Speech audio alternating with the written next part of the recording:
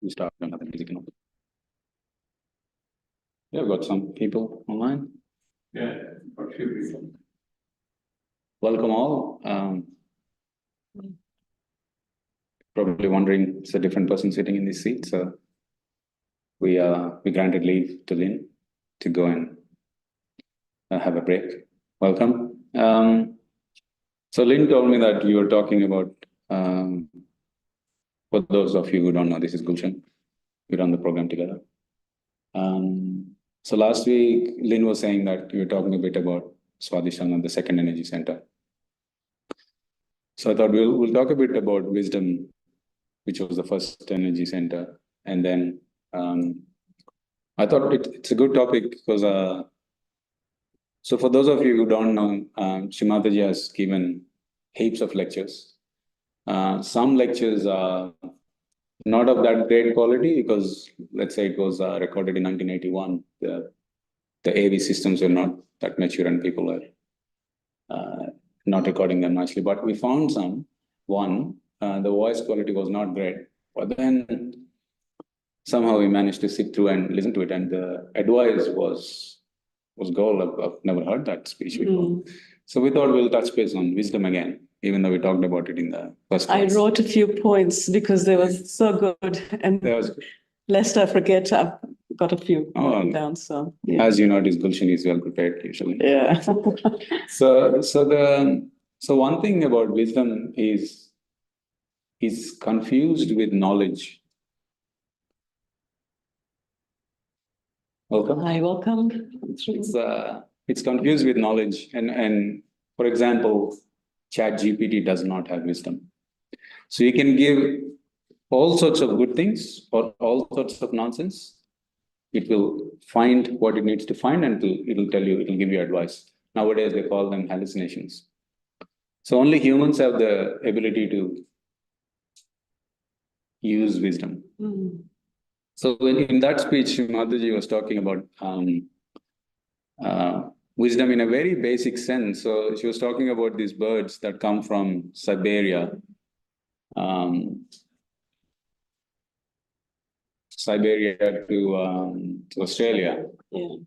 And they don't have any PhDs. They don't go to pilot school or understand what geography is. They simply go from there to there. And Shri Mataji is saying they have a magnetic sense in them, which is what we also have if we choose to exercise it.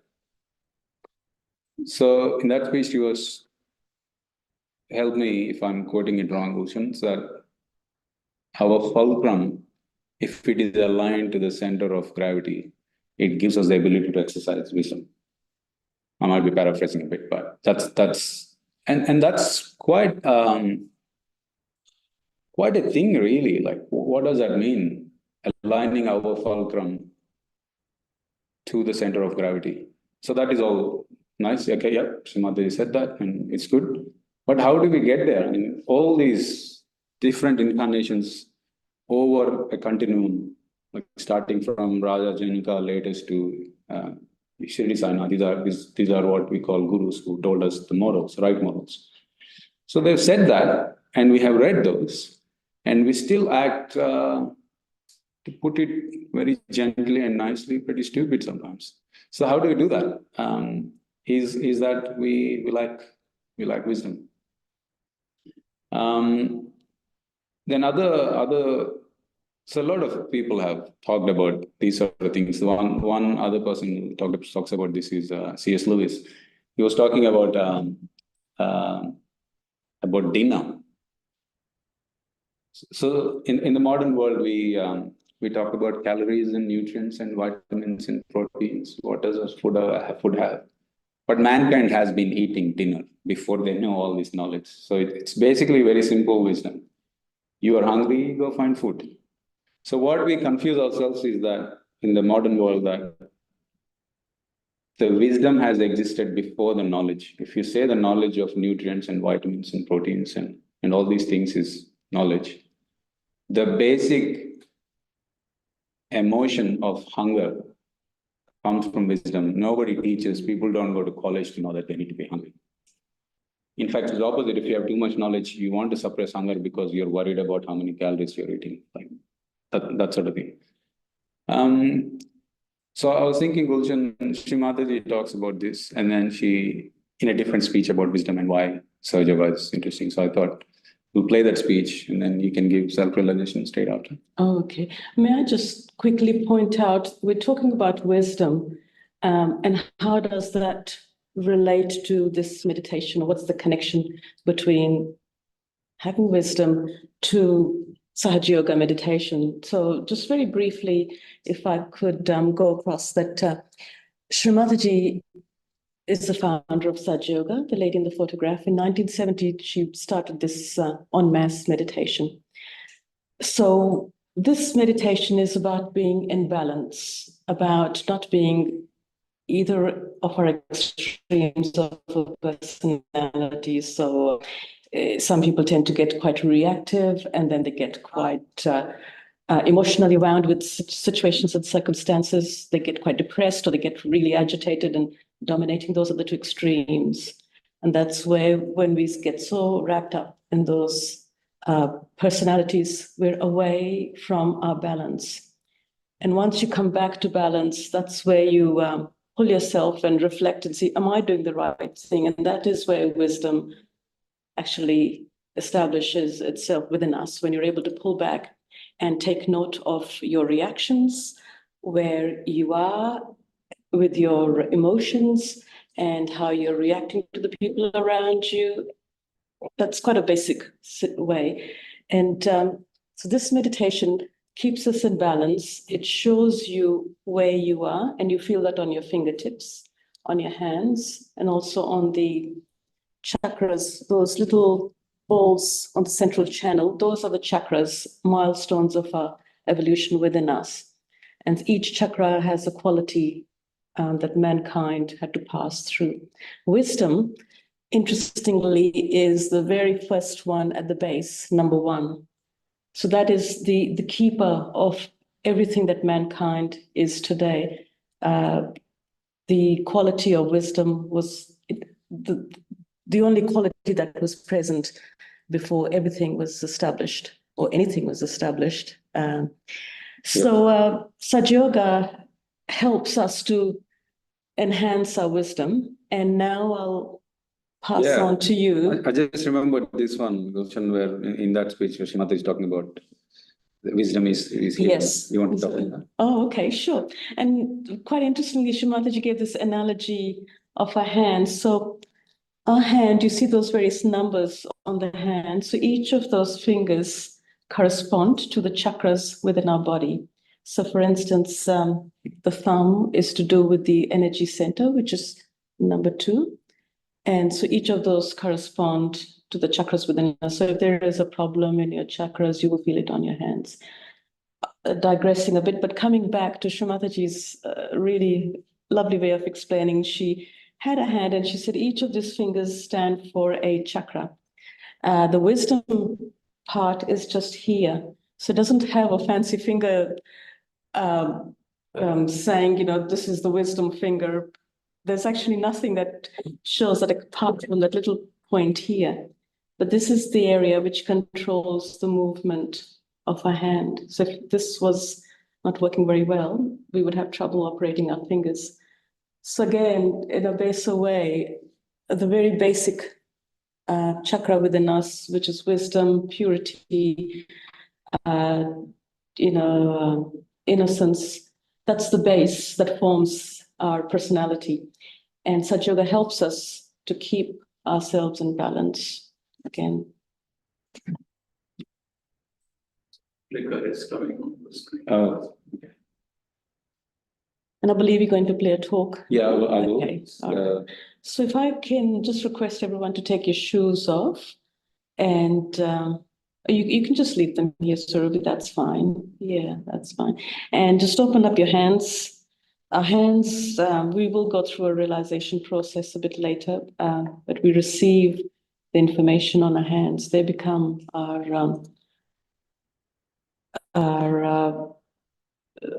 they speak to us. So it's interesting. You've noticed that happening.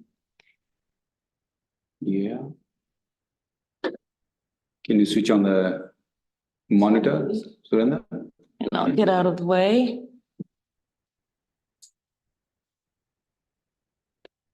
So if you could just place our hands on the lap and listen to the speech.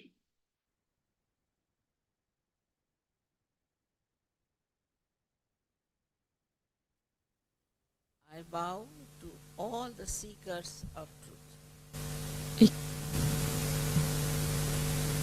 At the very outset, we have to know that truth is what it is. We cannot change it.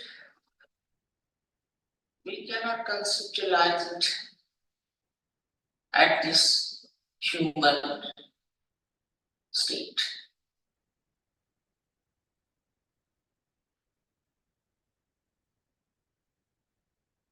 Whatever I want to tell you today, you are not to accept it blindfolded.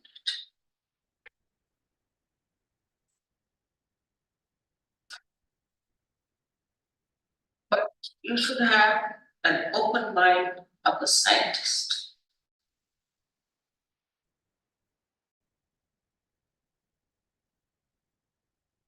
Apologies, give me another sec.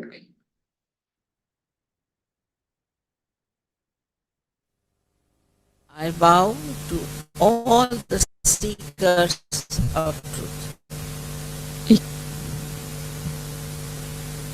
At the very outset, we have to know that truth is what it is. We cannot change it. We cannot conceptualize it at this human state.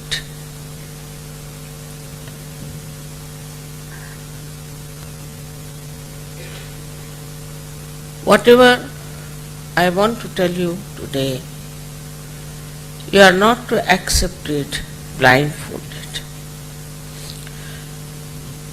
But you should have an open mind of a scientist. And if it works, then you have to accept as honest people. Because it is for the benevolence of every individual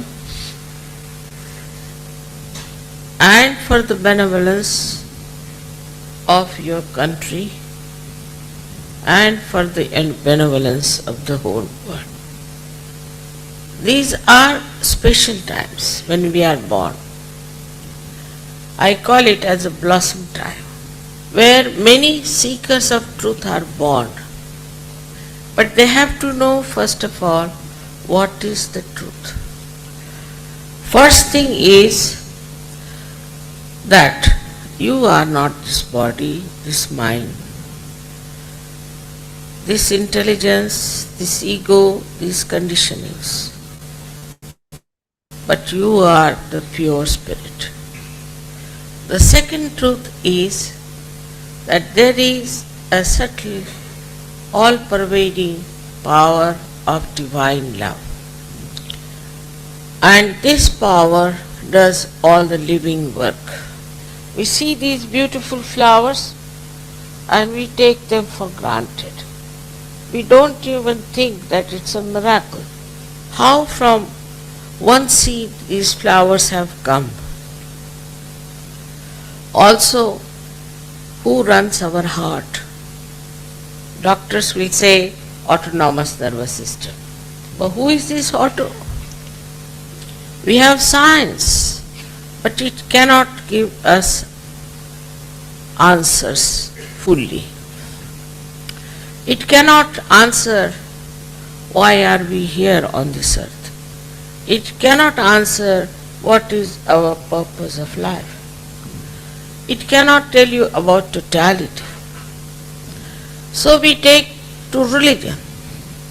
It's very disappointing to see that all these great religions are only power oriented or money oriented, and they are not spirit oriented. Every religion, every scripture has said that you are to be born again. They have talked of your resurrection. Some people just brand themselves as born again, but they are not. They are just like us. Any religion, now for example, Catholic religion we can take. But it is absolutely unnatural to make nuns and priests who cannot marry. That's why there are problems. There are priests, there are nuns, but they are having women and the nuns are becoming pregnant. It is also true that when we are not connected with this all-pervading power, we are slaves of all sorts of ideologies.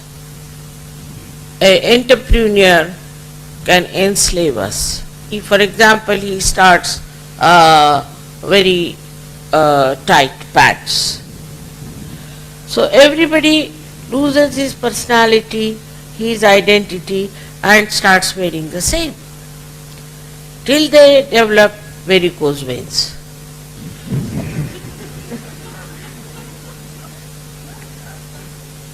Also, the new styles every year coming up from Paris. Now in England, to wear 6 inches of skirts is absolutely dangerous. But we accept it because we have to be in. All of us lose our identity and we start taking to some sort of a idea which is just put through media to us. So in the democratic countries, the freedom that is given to us really makes us slaves. Now the worst is America. They also produce some sort of a stupid idea. For example, recently now they are celebrating the birthday of dogs.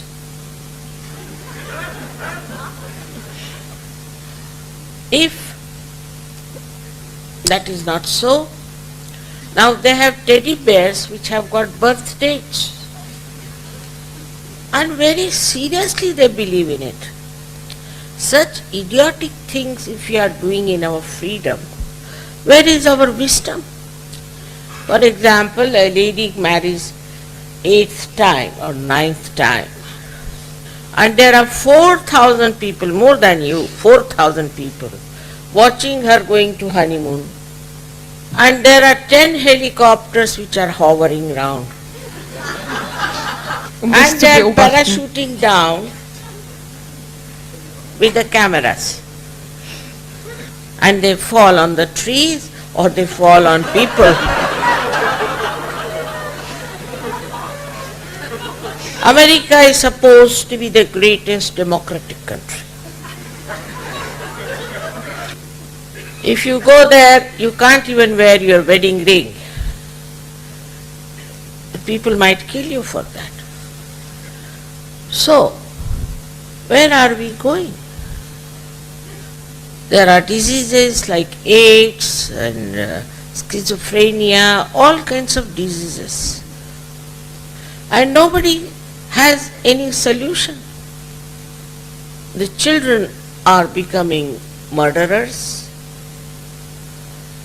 drug addicts. What's going to happen to us? Is this the reward of our freedom? Are we really free? Freedom without wisdom has no meaning at all. We take to all kinds of destructive things very easily. For example, Switzerland, which is very affluent as you know, making money out of the third world, is having people who are committing suicides. And other Scandinavian countries who are affluent again are competing with them in committing suicide. All this is happening We see it every day in the newspaper and we are shocked. What is the reason? We should find out. What is the solution? The main problem is that we are not yet fully evolved. We have not yet become the spirit. In our evolutionary state, we have become human beings, all right. But there has to be something more. The last breakthrough by which we get our wisdom and we relate it to reality. So as you are told, this subtle system is within you which works it out.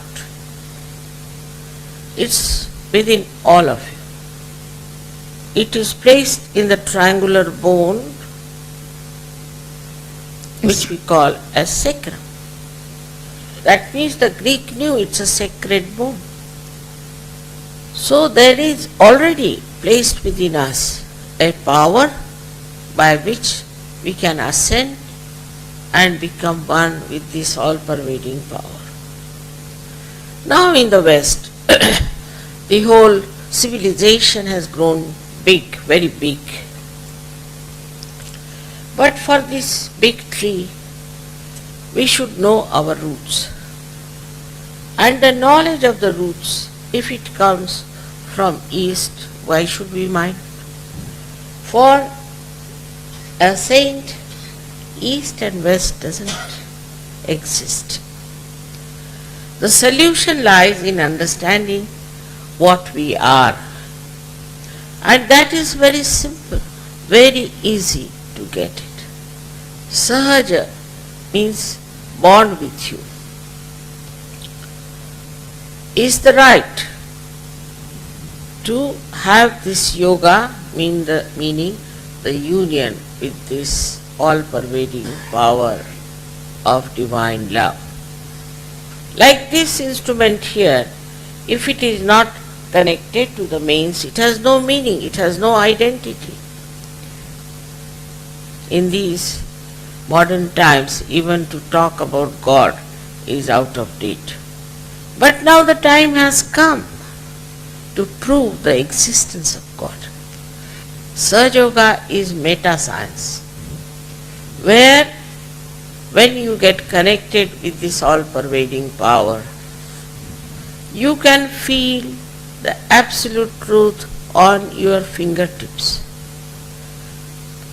Even children can feel the same, because spirit is the source of absolute truth.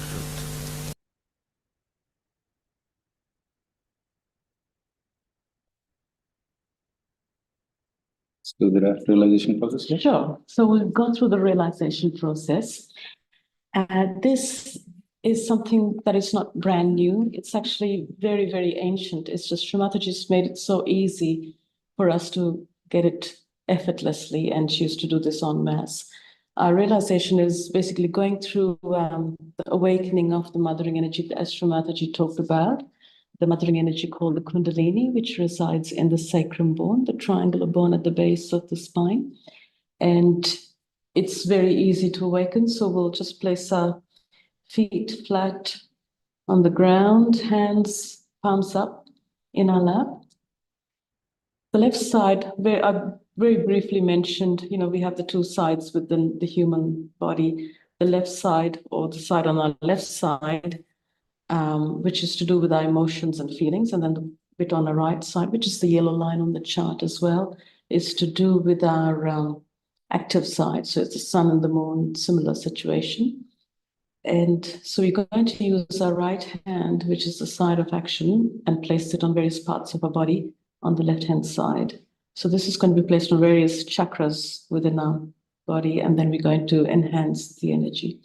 I will take my glasses off, and for those of us wearing glasses, feel free to do so as well.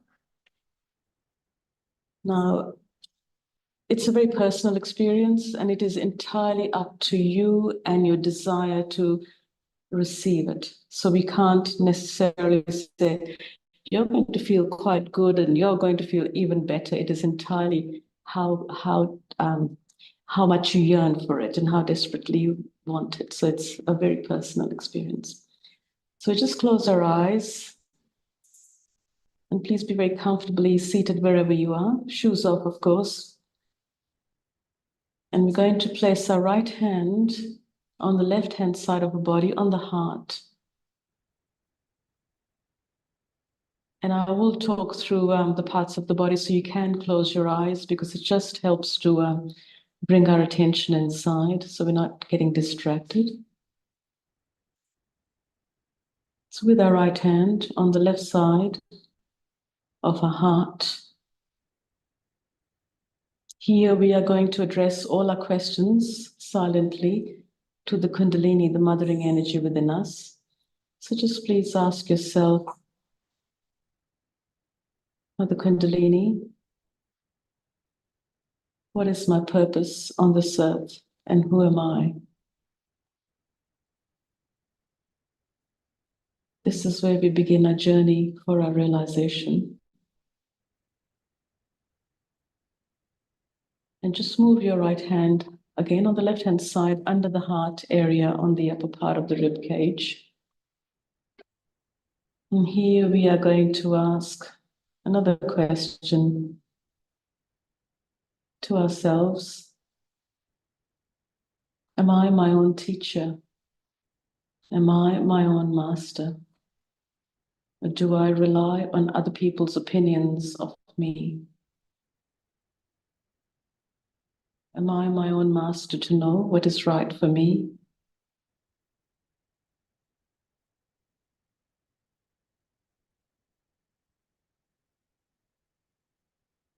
Now we're going to move our right hand again on the left-hand side of our body to the area where the leg meets the torso. So just in that crease, place your right hand nice and firm. Left hand is still on your lap, palm facing up. This is the area of pure knowledge within us. And here we are going to ask for the pure knowledge.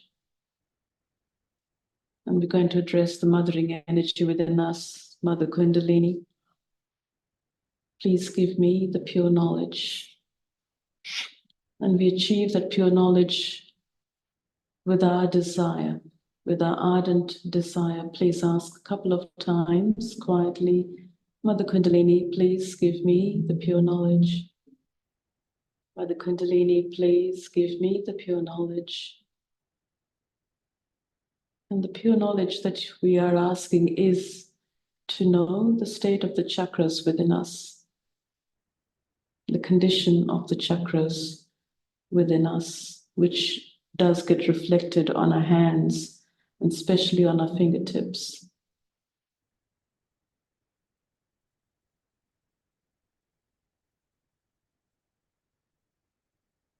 Just slowly raise your right hand under the heart area on the rib cage, where we had our hand a moment ago.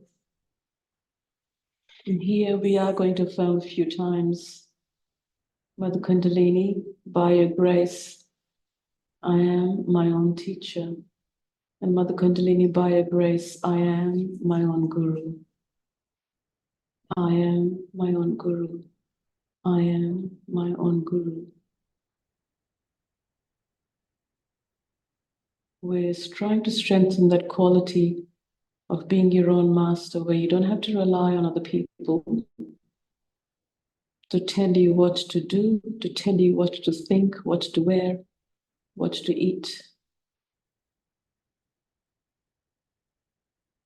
We try and establish that innate quality of wisdom within us, which guides us and tells us where to go and how far to go. It's just a few times. Mother Kundalini, by your grace, I am my own teacher and I am my own master.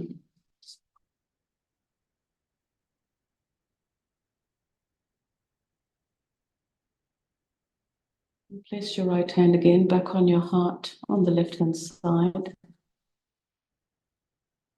We had started a journey from this chakra, inquiring about our purpose on this earth. And as our chakras in mankind have developed, they are the milestones of our evolution.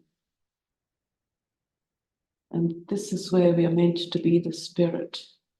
So we're going to try and strengthen the quality of the spirit within us. So we say a few times, Mother Kundalini, by your grace, I am the spirit. Mother Kundalini, by your grace, I am the spirit. Spirit is the quiet, silent feeling of joy within us. So it's not the extreme of happiness and then the other extreme of depression or sadness. It is just the stable, balanced, very steady joy within us. And it is a beautiful quality to have. It's just sometimes we forget to notice it. So we just say a few times, Mother Kundalini, by your grace, I am the spirit. Mother Kundalini, by your grace, I am the spirit. Mother Kundalini, by your grace, I am the spirit.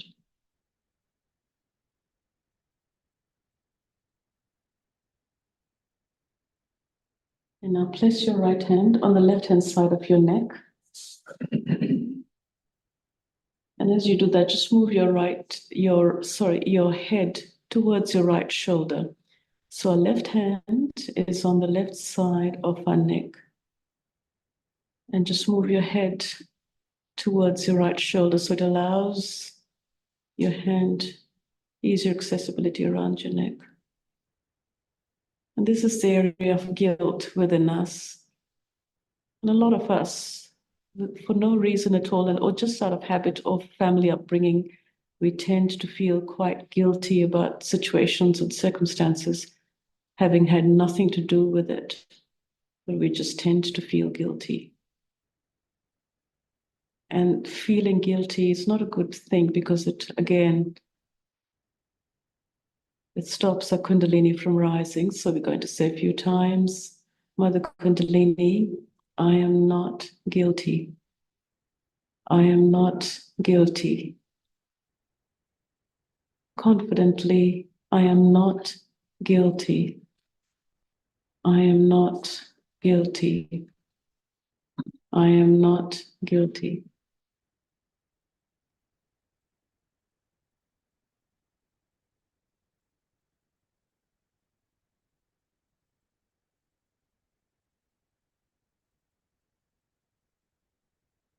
Now just bring your right hand onto your forehead. So just place it on your forehead and apply a little bit of pressure with your fingertips and your thumb. And you could just cradle your head into your hand. So do lower your head into your hand a little bit and just cradle it into your hand. This is the area of forgiveness within us.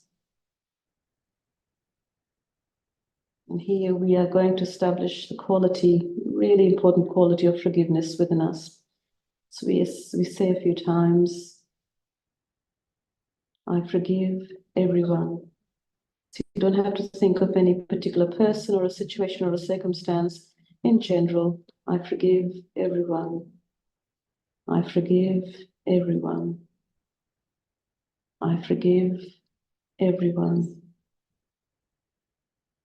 Mother Kundalini, by your grace, I forgive everyone. And just place your hand now, right hand at the back of your head, and tip your head up towards the sky. And this is the area of forgiveness. So we are going to say a few times, Mother Kundalini, please forgive me. Please forgive me for the mistakes I have made in the past towards my innocence, towards my spirit and my ascent. and I forgive myself. Now for the most important one, which is the chakra that we're about to awaken within us, which is on top of our head, the 1,000-petaled lotus.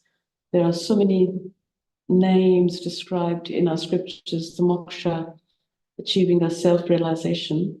It is on top of our head, the fontanelle bone area, the soft part that the children have when they're born. So please place your right hand, the palm, on top of your head, on that soft part, your fontanelle bone area, which is a 1,000-petaled lotus, also called the Sahasrara in the Sanskrit language. And here we are just going to bend our head forward, make it easy. And now just rotate your scalp in a clockwise direction, and the direction is starting from your left to your front, to your right, taking your hand back to your left, forward, to your right and back. That's the movement. So you're rotating your scalp, and please do that 7 times. And as we do that, please ask with all your heart, Mother Kundalini, please give me my self-realization. Shri Mataji, please give me my self-realization. Shri Mataji, please give me my self-realization. And for those of us who already have had a realization, you can ask for, please strengthen and establish my self-realization. Please give me my self-realization, and please strengthen my self-realization within me. Mother Kundalini, please rise, please rise, please rise. Keeping your eyes closed, you can bring your right hand on your lap. Your hands are down, but keep your attention on top of your head. So you're watching that space with your attention on top of your head.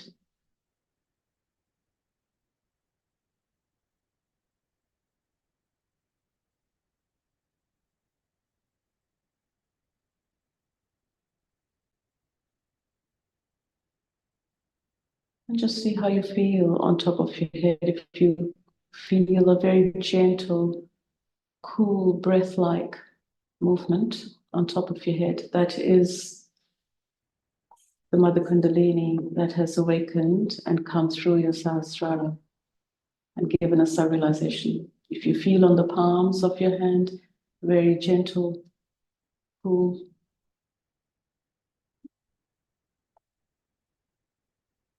I wouldn't call it breeze, but almost a very gentle breath-like movement on your hands. That is the Kundalini getting our hands to communicate with us, telling us that yes, she's risen. Sometimes we may feel a little stronger on one hand than the other. That's just a personal thing within our body, how our subtle system is. Keeping your eyes still closed, we are just going to place our right hand on top of our head and just lift it up a couple of inches high now. And see what you feel on the palm of your hand, whether it's cool or warm, feeling or sensation. We'll also try that with the left hand.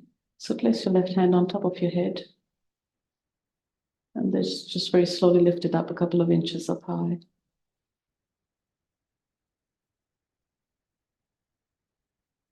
Bring your left hand onto your lap.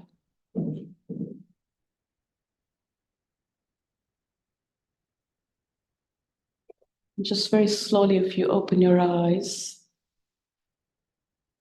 and just watch and see if your thoughts have subsided and you're not thinking and you're just looking around. That is being in meditation, and it's called being in thoughtless awareness. You're aware of your surroundings, you can hear me talk, You can look around you, but you're not thinking. That is being in meditation, true meditation, where it just happens. So Kundalini rises and comes up through the top of her head. She gives us that beautiful feeling. But there's more on that. So as we have limited time, we'll just go on to the next. So if you open your eyes, you've gone back to the emails that you haven't checked, and if you're thinking about the cooking duties that you have to fulfill tonight, or the phone call that you haven't done to your mom and dad, that's getting into the right side or the left side. So what we could do now is, that's a cartoon that mother sent me, by the way, original. So we'll do another meditation session, which is balancing the left and right side. So the right side is the one that takes us into the future. And if we start feeling depressed about the things that we are going to accomplish in the future, or the ones that we haven't, that's going to the left side. So there is a very simple process that Shri Mataji just taught us on clearing the right and left. So we are like a pendulum that moves between left and right. The idea of Sahaja Yoga is that you stay more in the center and your pendulum only goes that much rather than that much. Have your system achieved this absolute not moving? Well, sometimes it does move quite a bit, and that's the time I tell myself off and I say, what are you doing, Gulshan? Is that really important? Stop it right now. And I tell myself, okay, let's just pause and see. Then yeah, sometimes it's like, it happens to me sometimes. You get frustrated and then you're frustrated because you're frustrated. Then you say all is well and you meditate. So both hands on the lap. We drop our right hand towards Mother Earth.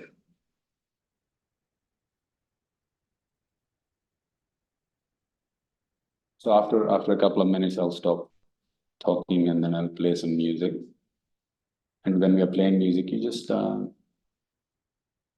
stay in that state. Don't try to be in that state.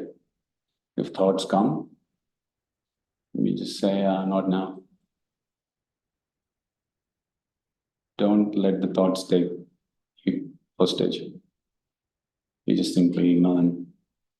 All right, right hand towards Mother Earth.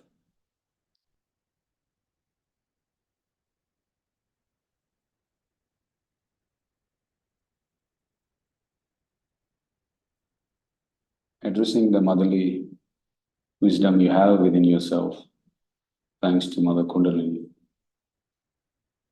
You say, Mother, please clear all the negative thoughts from my left channel.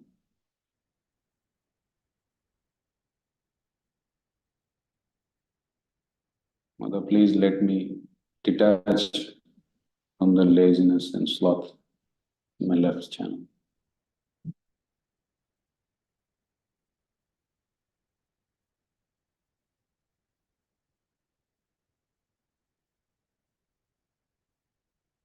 Mother, please fill me with pure emotion.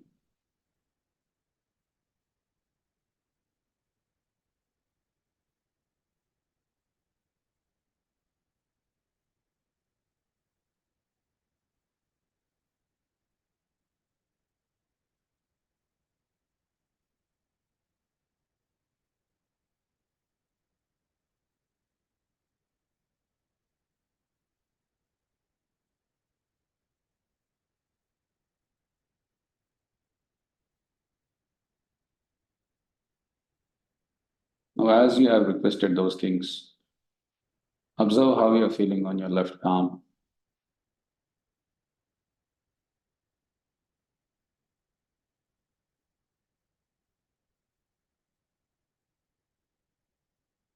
It's very much possible that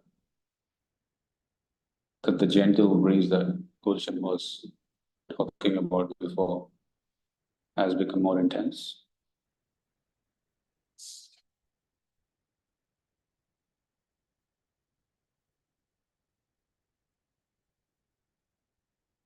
Put our right hand on the lap. We will lift our left hand to the shoulder level with the palm facing the back of the room. If you're not sure, you can quickly open your eyes, look at me, and then close your eyes.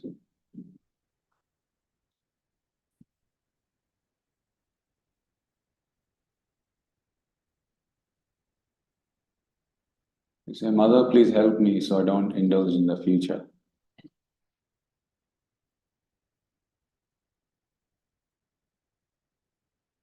Mother, please let me accept that I do not control the future.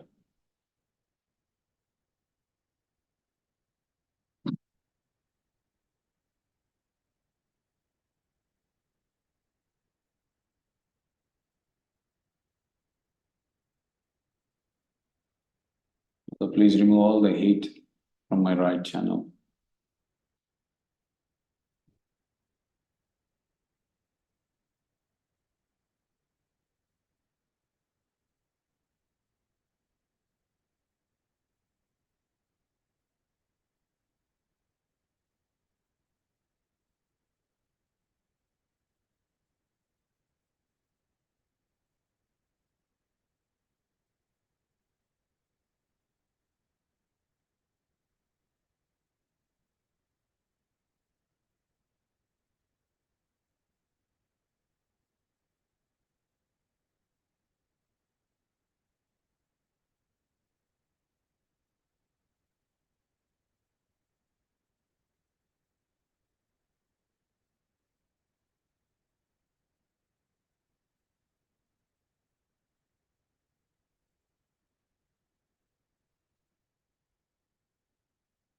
Put your left hand back on the lap.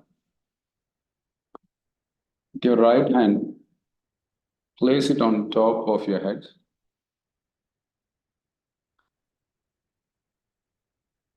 And in all humility, you ask Shri Mataji for the establishment of your self-realization. Say, Mother, please let me be in the center. Mother, please let me experience the silence. Whenever you want, you can slowly bring your hand back to the lap and stay in meditation.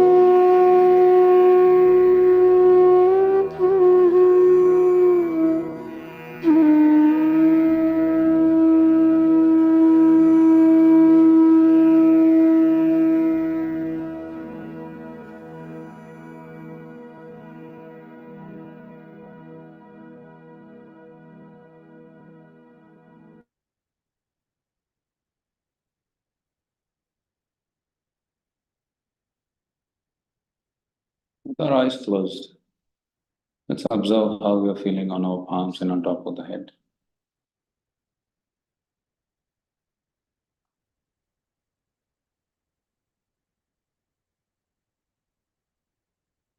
It is a very good sign if you feel a sense of calmness and silence. Even better if you feel a kind of cool breeze around you.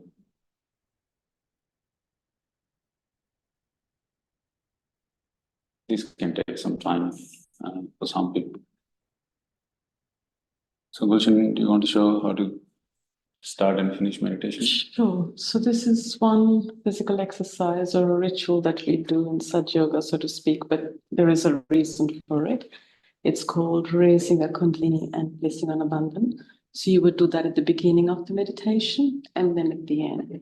So when we went through the raising of a Kundalini, placing our hands is a shortcut to it. So it is, which if you just follow me, we'll go through it now. So the left hand comes in front of you, and the right hand, bring it in, and then just rotate it in and out movement. Left hand, nice and steady. Watch it. Bring it up to the top of your head. Keep your head up, and we tie a knot. So the first knot is for, we have 3 channels on our subtle system. So we do 3 knots. So second time again, watching your left hand, nice and slow. Bring it up to the top of your head, and we tie 2 knots. And the third time, again, watching your left hand, bring it up to the top of your head, tip your head up, and we tie 3 strong knots. That is placing a Kundalini on top of her head. And the Bandhan is literally bond of protection. Again, we use our right hand, which is a hand of action, starting from your left side, over the top of your head. And yes, do cover your head so that you're covering all the chakras to the right and back. That's 1. And we do that 7 times for the 7 chakras, which are on our subtle system. So make sure you cover your top of your head and back.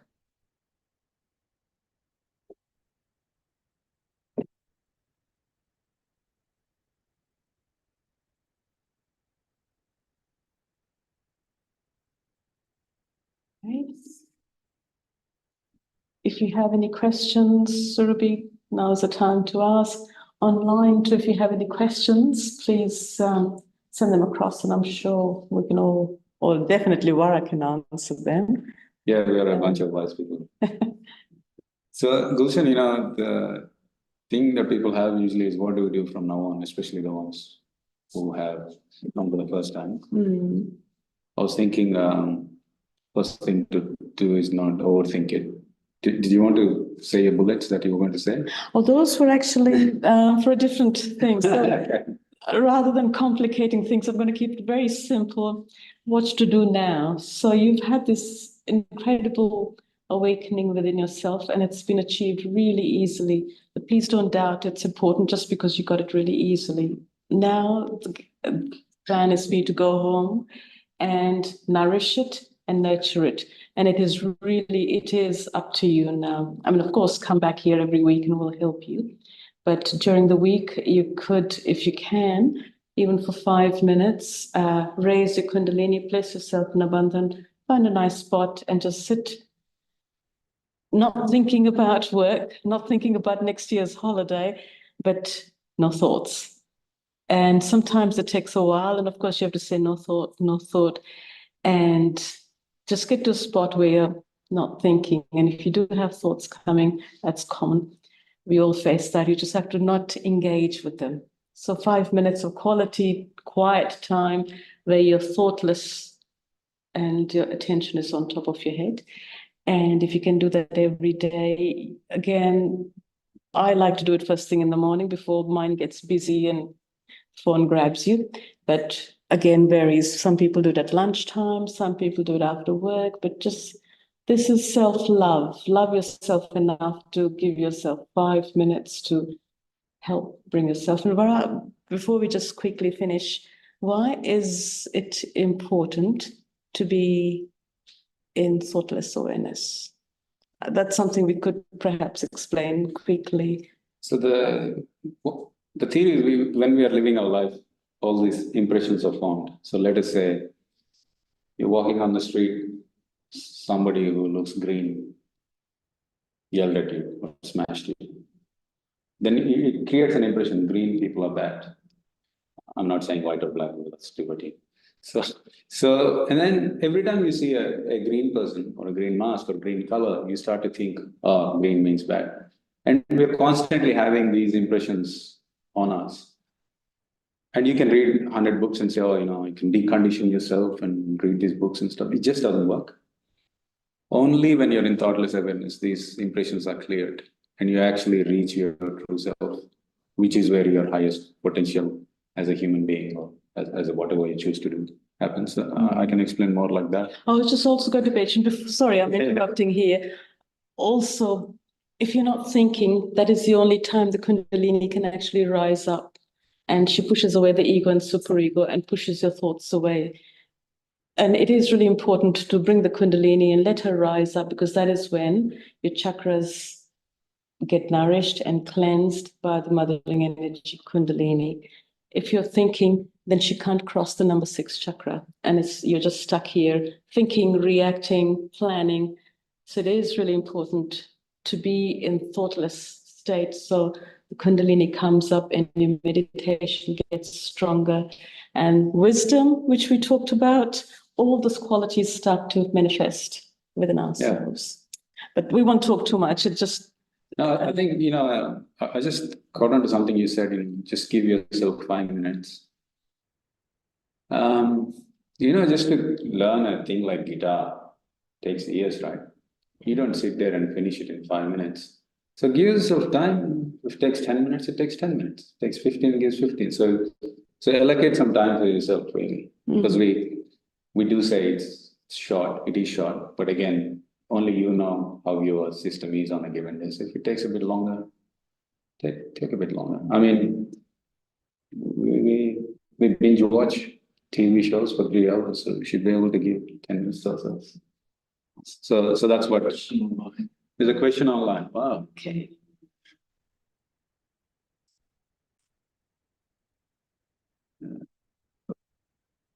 Do we need food soul every day? What is the definition of pure desire? And thank you very much. Food soak every day. For people who've been, this is a question from Yon. So for people who've been meditating for a while, food soak is like brushing teeth. If you're in the habit of brushing teeth every day. Yes. And sometimes you brush your teeth twice. Yes.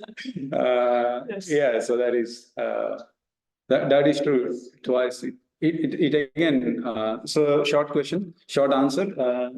Yon, if you've been meditating for a bit, yeah, make it every day. It's really good. And if you really, if people around you are telling you that you're being very cranky, it probably means you need to do it twice. Yeah, true. It's just clearing your subtle system, so it's only beneficial to us, and it is good. Where is pure desire? Oh, yeah, Uncle Surendra is not going to let me free without answering that. What is pure desire? A desire that is in your benevolence is probably a pure desire. A desire that makes you compete with your neighbor's expensive car is probably not a good thing for you. It gives you no benevolence. That's my on-the-spot reply. Good reply. Yeah. If, for example, you coming to this meditation session probably counts as a pure desire because it is in your benevolence. Yeah, that helps. Otherwise, I have to make up a cooler definition. Yeah. That will do. Any more questions? Thank you for coming. Otherwise. Yeah, thank you. And we hope to see you again next week with Lynn. So she'll be back. Thank you, Rara. Put some music on. Time. Yeah. Thank you all. Now, Surabhi, before you go, I'll just